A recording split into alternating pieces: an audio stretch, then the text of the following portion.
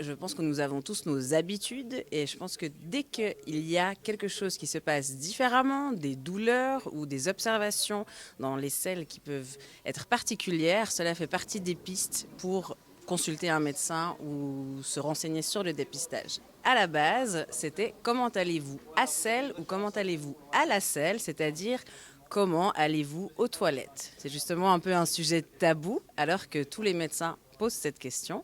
D'où le lien avec Mars Bleu par rapport au cancer colorectal. Il faut être attentif, en particulier après 50 ans, aux symptômes suivants, c'est-à-dire le développement d'une anémie, d'une fatigue importante dont on doit rechercher la cause, associé la plupart du temps à des troubles du transit, des selles qui se modifient, qui changent d'aspect, qui deviennent parfois plus fines.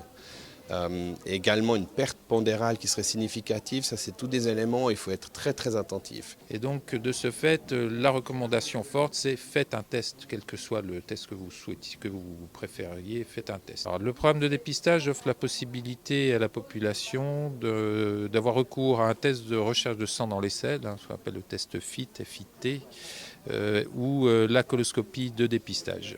Ce petit test qui se présente comme ceci.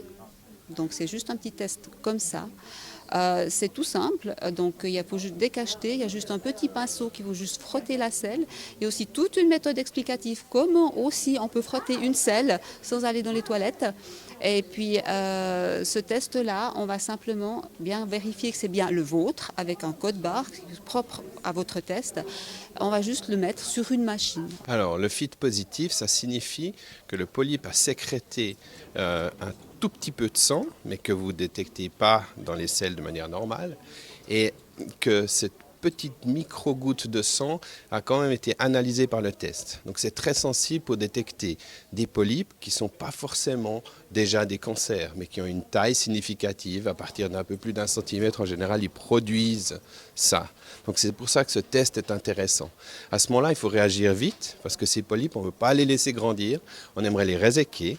On aimerait faire une endoscopie, faire une coloscopie, éliminer ces polypes de manière à ce qu'on n'ait pas une progression trop importante de ces polypes, qu'ils n'aient pas infiltré et qu'ils n'aient pas dégénéré en cancer, justement. Alors, le programme de dépistage cantonal, il offre déjà en premier niveau l'accessibilité financière aux tests de dépistage, puisque en participant à ce programme, la population bénéficie d'une exemption de franchise sur les tests réalisés, que ce soit le test de recherche de sang dans les selles ou que ce soit la coloscopie de dépistage ou coloscopie suite à un test de dépistage positif suite à recherche de sang dans les selles. L'important, c'est de vraiment choisir le programme qui nous convient le mieux entre justement ce FIT et cette coloscopie. L'un n'excluant pas forcément, enfin surtout le FIT n'excluant pas la coloscopie en fonction de ce qu'on trouve, mais ne pas hésiter de se faire dépister parce que comme on l'a dit au début, les polypes dans les stades de la prévention ne vont pas vous faire beaucoup de symptômes. Donc vous ne serez pas symptomatique, mais vous avez besoin d'un dépistage.